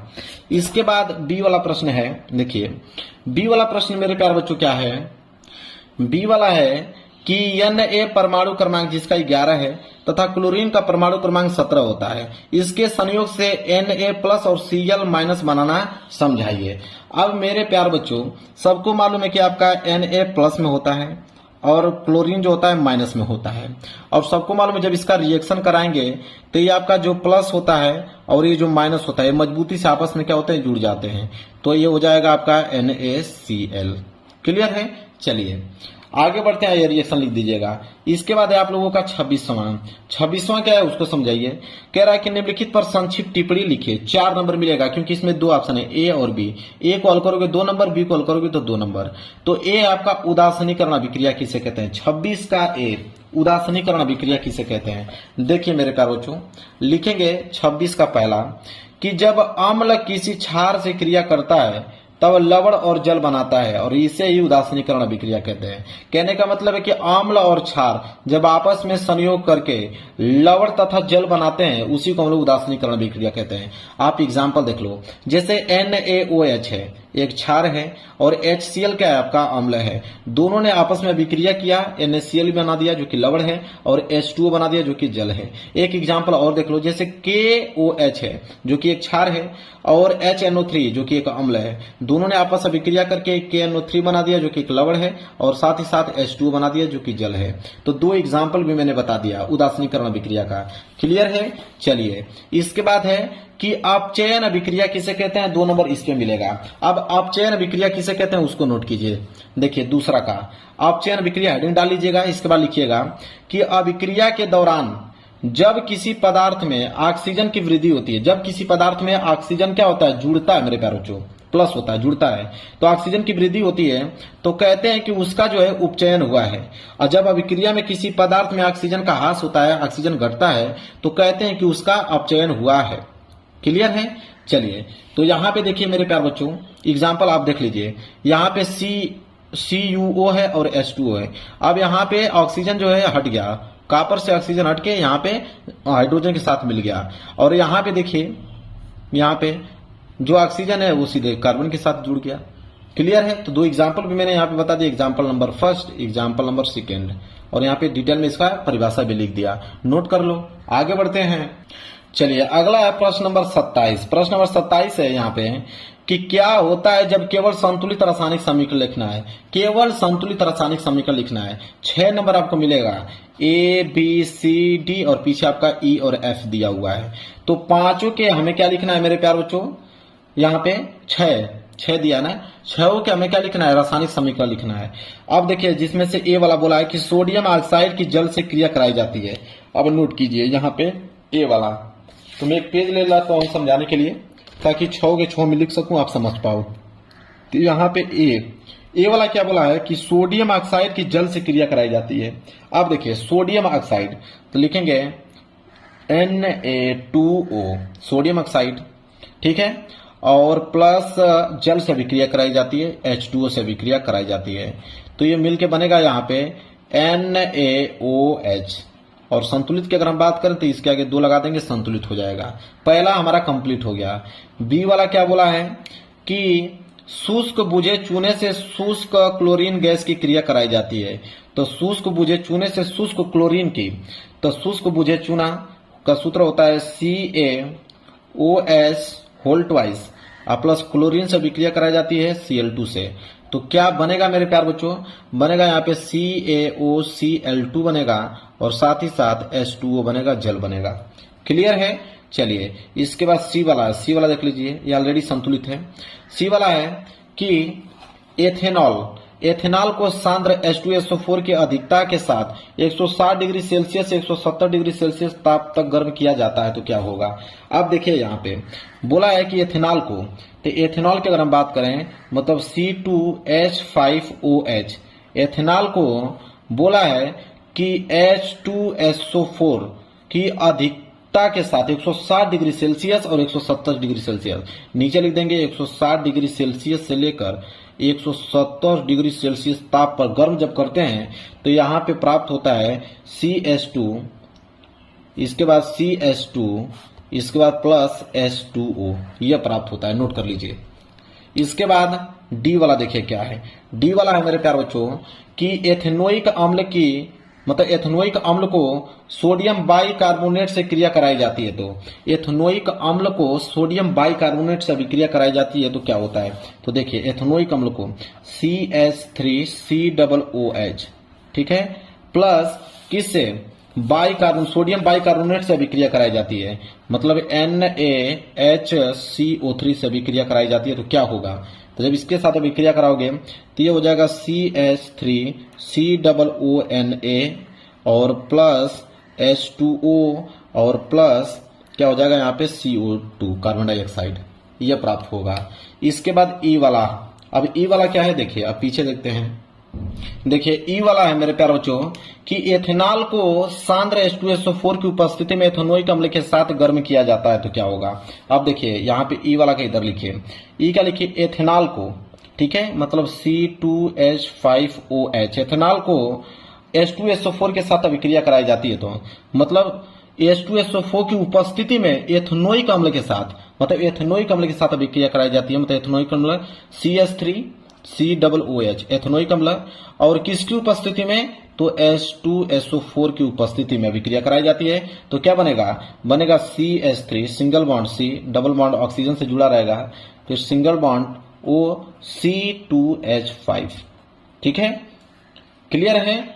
चलिए आगे देखते हैं ई के बाद एफ। एफ क्या है यहाँ पे नीचे देखिए कि एथेन को वायु में जलाया जाता है। तो एथेन को वायु में जलाया जाता है, तो एथेन को वायु में जलाओगे मतलब एथेन क्या है C2H6, एथेन वायु में जलाया जाता है मतलब ऑक्सीजन में जलाया जाता है तो क्या बनेगा, कार्बन डाइऑक्साइड बनेगा और जल बनेगा, H2O बनेगा। संतुलित की अगर हम बात करें तो इसके आगे 6 लगा दो, इसके आगे 4 लगा दो, इसके आगे 7 लगा दो, इसके आगे 2 लगा दो, संतुलित हो गया। अब मेरे प्यारे बच्चों इतना आपको कोई बताएगा नहीं कि 6 के 6 आपको डिटेल में बता दे संतुलित करने का, तो 6 के 6 मैंने बता दिया। अगर ये 6 नहीं आता है, नहीं करना चाहते हो एग्जाम में, तो अथवा कर को आपको 3 प्रश्न नीचे दिया गया है, A, B और ये वाला प्रश्न क्या है आपका C।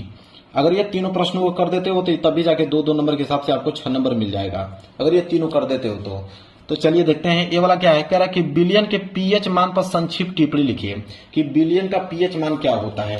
देखिए तो इसको लिखेंगे, अगर वो नहीं करना चाहते हो तो अथवा करके ये वाला कर लेना।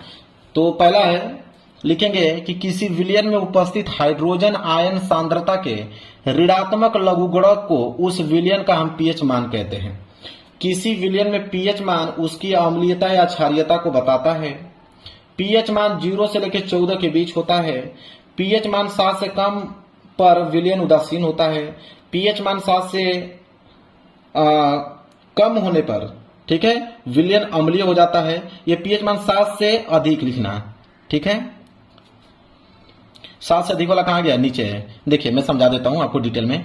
अगर पीएच मान 7 है, यही लिखा है कि पीएच मान 7 है तो विलयन जो होगा उदासीन होगा। अगर पीएच मान 7 से कम हो जाता है तो विलयन अम्लीय हो जाता है। पीएच मान 7 से अगर प्लस हो जाता है मतलब 7 से अधिक हो जाएगा तो विलयन का मान जो होता है वो क्षारीय हो जाता है, विलयन क्षारीय हो जाता है। तो 3 कंडीशन होता है, पहला दूसरा, तीसरा, तीनों कंडीशन मैंने लिख रखा है ताकि आप डिटेल में समझ पाओ, कोई क्वेश्चन छोड़ के ना आओ। चलिए आगे देखते हैं बी वाला। बी वाला क्या है कि असंतृप्त हाइड्रोकार्बन पर संक्षिप्त टिप्पणी लिखिए, 2 नंबर मिलेगा। असंतृप्त हाइड्रोकार्बन, अब ये क्या होता है इसको देखिए। दूसरा, असंतृप्त हाइड्रोकार्बन लिखेंगे वे हाइड्रोकार्बन जिनमें कार्बन कार्बन परमाणुओं के बीच कम से कम एक या एक से अधिक द्विबंध या त्रिबंध होता है, उसे असंतृप्त हाइड्रोकार्बन कहते हैं। जैसे C2H4, C2H2 आदि, मैंने एग्जाम्पल भी यहाँ पे दे रखा है। क्लियर है?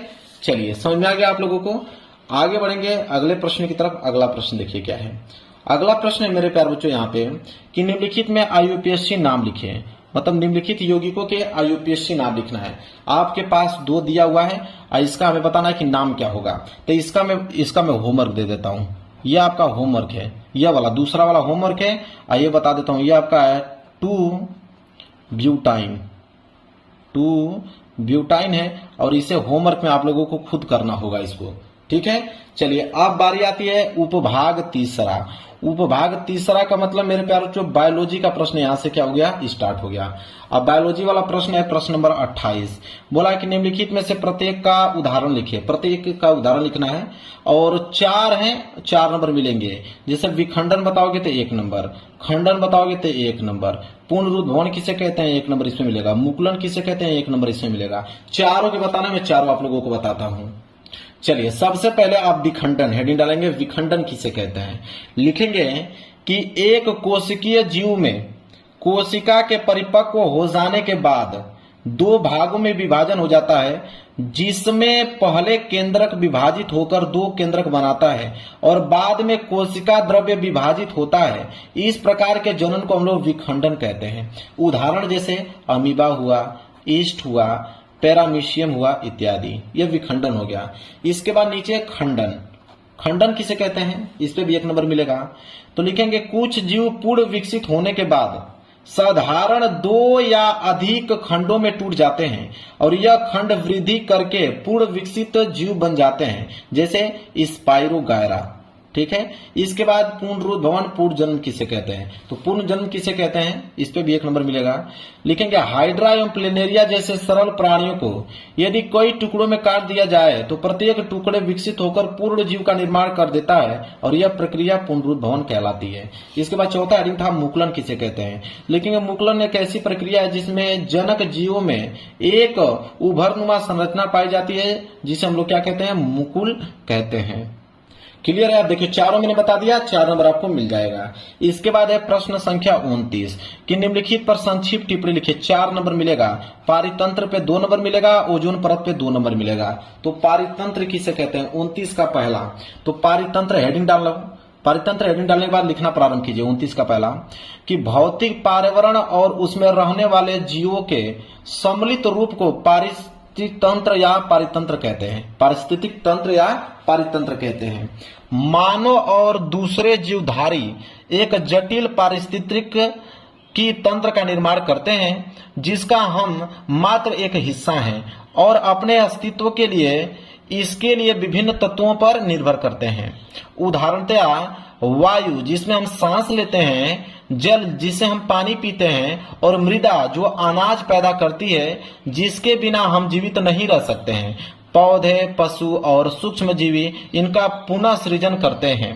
वन पारिस्थितिकी तंत्र में महत्वपूर्ण भूमिका अदा करते हैं, क्योंकि यह प्राथमिक उत्पादक हैं जिन पर दूसरे सभी जीव निर्भर करते हैं। वन पारिस्थितिकी तंत्र देश के मूल्यवान वन पदार्थों, खनिजों और अन्य संसाधनों के संचय कोष में कोष हैं जो तेजी से विकसित होते हैं। औद्योगिक शहरी अर्थव्यवस्था की मांग की पूर्ति के लिए बहुत महत्वपूर्ण है। मेरे प्यारों, जो डिटेल में संक्षिप्त टिप्पणी करने के लिए बोला है, इसलिए संक्षिप्त टिप्पणी मैंने किया।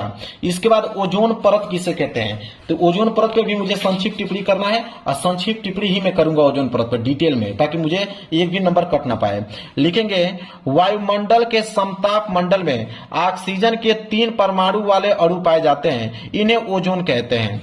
ऑक्सीजन सामान्यतः द्विपरमाणुक अणु के रूप में पाई जाती है, लेकिन वायुमंडल के समताप मंडल में ऑक्सीजन के 3 परमाणु वाले अणु पाए जाते हैं। इन्हें ओजोन कहते हैं, जिसे O3 कहते हैं। ऐसे लिखेंगे, जिसे O3 कहते हैं, ऐसे प्रदर्शित करेंगे। ऑक्सीजन के 3 परमाणु वाले अणु मिलकर एक परत बना लेते हैं, जिसे ओजोन परत कहते हैं। यह हल्के नीले रंग की गैस की परत सूर्य से निकलने वाली परावैंगनी यूवी किरणों से पृथ्वी पर सुरक्षा करती हैं। कुछ वर्षों में मानव जनित अनेक क्रियाओं से कुछ रसायनों की पर्यावरण में वृद्धि हुई है, जिससे ओजोन परत घट रही है और ओजोन परत का ह्रास करने वाले विभिन्न यौगिक जैसे क्लोरोफ्लोरोकार्बन, जिसे CFC कहते हैं, जिसका प्रयोग रेफ्रिजरेशन, शीतलन एवं अग्निशमन में किया जाता है, तथा नाइट्रोजन मोनोऑक्साइड NO नामक प्रदूषक गैस ओजोन परत में ह्रास के प्रमुख कारण है। क्लियर है मेरे प्यारे बच्चों? चलिए आगे बढ़ते हैं। अगला प्रश्न देख लीजिए, क्या है? प्रश्न संख्या 30वां। प्रश्न संख्या 30वां है कि मानव के मादा जनन तंत्र का नामांकित चित्र बनाइए और उसका संक्षिप्त वर्णन कीजिए। 4 नंबर आपको मिलेगा। तो चलिए देखिए, यहाँ पे मानव मादा जनन तंत्र, तो मादा जनन तंत्र का चित्र भी बनाया हूं। उससे पहले लिखना कैसे आप लोगों को देखिए, पहले उसके भाग को लिख लीजिए, फिर उसके बाद चित्र बनाइएगा। तो देखिए, उसका भाग पहला है अंडाशय, जिसे ओवरी कहते हैं। अब अंडाशय उसका भाग है। अंडाशय में लिखेंगे कि श्रोणीय गुहिका में 2 अंडाशय होते हैं, जो बहुत छोटे आकार के होते हैं। अंडाशय में यह अंडे बनते हैं। अंडाशय के अंदर की सतह पर एपिथेलियम कोशिकाओं की पतली परत होती है, जिसे हम लोग क्या कहते हैं? जनन एपिथेलियम कहते हैं। और इसकी कोशिकाएं विभाजित होकर किसमें? फोलिकल तथा अंडा बनाती हैं। इसके बाद लिखेंगे अंडाशय की गुहा में संयोजी उत्तक होते हैं, जिन्हें हम लोग क्या कहते हैं? स्ट्रोमा कहते हैं। प्रत्येक फोलिकल में एक जनन कोशिका होती है, जिसके चारों ओर स्ट्रोमा की कोशिकाएं रहती हैं। अर्धसूत्री विभाजन के फलस्वरूप जनन कोशिकाएं अंडे का निर्माण करती हैं। इसके बाद लिखेंगे ओस्ट्रोजिन तथा प्रोजेस्टेरॉन नामक 2 हार्मोन्स अंडाशय द्वारा स्रावित होते हैं, जो मादा में प्रजनन संबंधी विभिन्न क्रियाओं का नियंत्रण करते हैं। तो यह था अंडाशय का काम। अब अंडवाहिका क्या होता है, उसको दूसरा भाग है अंडवाहिका, ठीक है, जिसे हम लोग फेलोपियन ट्यूब कहते हैं। अंडवाहिका क्या होती है, लिखेंगे यह रचना में नलिका समान होती है, मतलब नलिका के जैसा समान संरचना इसकी होती है। इसका एक सिरा गर्भाशय से जुड़ा होता है और दूसरा अंडाशय के पास खुला रहता है। इसके सिरे पे झालदार रचना होती है, जिसे फ्रीवी कहते हैं। अंडाशय से जब अंडा निकलता है तो फ्रीवी के संकुचन क्रिया के कारण फेलोपियन नलिका में आ जाता है। यहां से गर्भाशय की ओर बढ़ता है और अंड निषेचन फेलोपियन नलिका में ही होता है। यदि अंडे का निषेचन नहीं होता है तो यह गर्भाशय से होकर योनि में और ऋतुस्राव के समय योनि से बाहर निकल जाता है। अब यह चित्र है, चित्र भी बनाना है। चित्र आप देख लो, ये आपका अंडवाहिका है, इसे हम लोग गर्भाशय कहते हैं। ये वाला भाग गर्भाशय है। देखिए यह जो है आपके, इसे फर्श कहते हैं। ये आपका गर्भाशय नलिका है, ये जो देख रहे हो आप, ये आपका अंत गर्भाशय है। यह वाला, यह अंत गर्भाशय है। यह वाला भाग जो है इसे हम लोग मायोमेट्रियम कहते हैं। और यह वाला जो भाग आप देख रहे हो इसे हम लोग बोलते हैं ग्रीवा। और ये जो आप इस तरह की संरचना देख रहे हो इसे बोलते हैं योनि। ये आपका छोटे छोटे देख रहे हो, ये आपका अंडाशय है, ठीक है। यह मादा जनन तंत्र, चित्र बना लीजिएगा। इसके बाद तीसरा जो भाग होता है वो गर्भाशय होता है। गर्भाशय में लिखेंगे, जिसे यूट्रस कहते हैं। गर्भाशय में लिखेंगे कि यह मूत्राशय तथा मलाशय के बीच स्थित एक मांसल रचना है। फेलोपियन नलिका इसके दोनों ओर ऊपर के भागों में खुलती है। गर्भाशय का निचला सिरा कम चौड़ा होता है और योनि में खुलता है। गर्भाशय के अंदर की दीवार एंड्रोमीटियम की बनी होती है। गर्भाशय का मुख्य कार्य निषेचन अंडे को परिवर्धन काल में, जब तक कि गर्भ विकसित होकर शिशु के रूप में जन्म ले आश्रय तथा भोजन प्रदान करना होता है उसका। इसके बाद चौथा भाग होता है योनि। योनि किसे कहते हैं, लिखेंगे यह मांसल नलिका समान रचना है। इसका पिछला भाग गर्भाशय की ग्रीवा में खुलता है और मादा में मूत्र निष्कासन के लिए अलग छिद्र होता है जो योनि में खुलता है। इसके बाद पांचवा भाग होता है फग, ठीक है। फग किसे कहते हैं, फग कह रहा हूं, भग, ठीक है। भग जिसे बोलते हैं वुल्वा, इसे बोलते हैं योनि बाहर की ओर एक सुराख से खुलती है, जिसे यहाँ पे भग कहते हैं। क्लियर है। चलिए आगे बढ़ेंगे। प्रश्न संख्या 30वां मैंने यहाँ पे समाप्त कर दिया। देखिए प्रश्न संख्या 31 कह रहा है कि मानव के वृक्क की संरचना एवं संक्षेप में वर्णन कीजिए, उसके कार्य का उल्लेख भी कीजिए। 6 नंबर मिलेगा। अगर ये प्रश्न नहीं करना चाहते हो तो अथवा करके भी प्रश्न दिया है। तो यहाँ पे बोला है कि मानव के वृक्क की संरचना, उसका चित्र बनाना है और उसके कार्य को लिखना है। तो देखिए मेरे प्यारे बच्चों, यहाँ पे ये आप लोगों का है वृक्काणु की संरचना। मैं दिखा देता हूँ, आप गूगल पे सर्च करके उसका चित्र बना लीजिएगा। ठीक है, यहाँ पे इस प्रकार का चित्र होता है फिगर। मैं फिगर यहाँ पे दिखा दिया हूँ, आप गूगल पे सर्च कर लीजिएगा, आपको चित्र अच्छे से मिल जाएगा, आप उसको नोट कर लीजिएगा, बना लीजिएगा। अब इसके बाद लिखिए इसमें कि वृक्क उत्सर्जन तंत्र का एक प्रमुख अंग है जो उदर गुहा में कशेरुक दंड के दोनों तरफ एक एक की संख्या में स्थित होता है। लंबाकार में देखने पर वृक्क के अंदर दो भाग दिखाई देते हैं। बाहरी भाग जिसे हम लोग कार्टेक्स तथा भीतरी भाग को मेडुला कहलाता है। कार्टेक्स थोड़ी थोड़ी दूरी पर मेडुला में फंसकर कंगारे बना लेता है, जिन्हें हम लोग बॉटनी के वृक्कीय स्तंभ कहते हैं। कंगारों के मध्य पिरामिड्स कहते हैं। पिरामिड्स का चौड़ा भाग कार्टेक्स की ओर होता है और वृक्क की जो संग्रह नलिका है इन्हीं पिरामिड से निकलती हैं।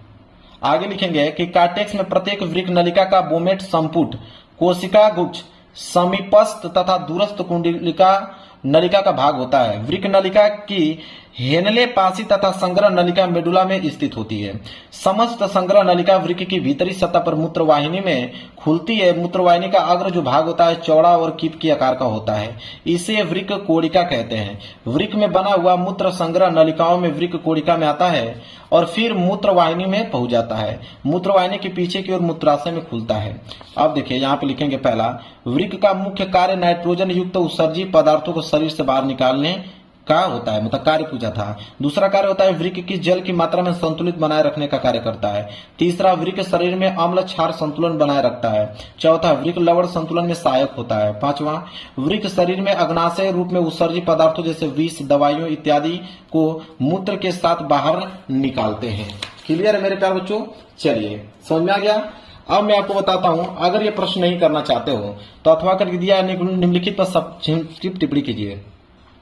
तो निम्नलिखित पर संक्षिप्त टिप्पणी के लिए बोला है, डिटेल में टिप्पणी करने के लिए बोला है। जैसे पहला, पौधों में गुरुत्वानुवर्तन किसे कहते हैं? मनुष्य में वृद्धि हार्मोन्स किसे कहते हैं? विषम पोषित पोषण किसे कहते हैं? 2 नंबर इसमें, 2 नंबर इसमें, 2 नंबर इसमें मिलेगा। चलिए मैं पहला बताता हूं, पौधों में गुरुत्वानुवर्तन, कि पौधों में गुरुत्वानुवर्तन क्या होता है, तो उसको नोट कीजिए। हेडिंग डाल लीजिएगा, लिखेगा कि पर्यावरणीय प्रेरक जैसे गुरुत्व आदि पादक की वृद्धि वाले भाग में दिशा परिवर्तित कर देते हैं। यह जो है दिशिक या अनुवर्तन गतियां उद्दीपन की ओर या उससे विपरीत हो सकती हैं। हम जानते हैं कि एक पादप की जड़ सदैव नीचे की ओर तथा प्ररोह प्रायः ऊपर की ओर अर्थात पृथ्वी से दूर वृद्धि करता है। जड़ में यह अधोगामी वृद्धि तथा प्ररोह में ऊपरीगामी वृद्धि पृथ्वी या गुरुत्व की खिंचाव की अनुक्रिया की गुरुत्वानुवर्तन होता है। इसके बाद दूसरा है कि मनुष्य में वृद्धि हार्मोन्स किसे कहते हैं? तो लिखेंगे हम लोग कि वृद्धि हार्मोन्स, ठीक है, सोमेटोट्रॉपिक यह हार्मोन्स ऊतकों तथा हड्डियों की वृद्धि को नियंत्रित करता है। यह शरीर की कोशिकाओं में आरएनए, डीएनए तथा प्रोटीन संश्लेषण को प्रेरित करता है। ऊतकों के क्षय को रोकता है। इसके अल्प श्रावण से व्यक्ति बौना रह जाता है और अति श्रावण से शरीर अनुपातिक भीमकाय हो जाता है। इसके बाद तीसरा है कि विषम पोषी पोषण किसे कहते हैं? तो विषम पोषी पोषण किसे कहते हैं उसे नोट कीजिए कि यह पोषण हरे भरे पेड़ पौधों के अतिरिक्त सभी जीवों में होता है। विषम पोषी पोषण के लिए सूर्य के प्रकाश, कार्बन डाइऑक्साइड इत्यादि अनिवार्य नहीं होते हैं। इस पोषण में भोजन के पाचन की आवश्यकता होती है। इस प्रकार पोषण के विषम पोषी पोषण कहते हैं। उदाहरण के तौर पे यूग्लिना को छोड़कर सभी जंतु, अमरबेल, जीवाणु, कवक इत्यादि।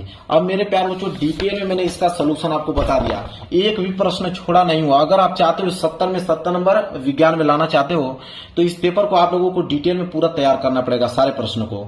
तो मेरे प्यारे बच्चों, इस वीडियो को लाइक कर देना, चैनल पर नए हो तो चैनल को जरूर सब्सक्राइब कर लेना। मिलेंगे एक प्यारे से नेक्स्ट वीडियो में, तब तक के लिए धन्यवाद।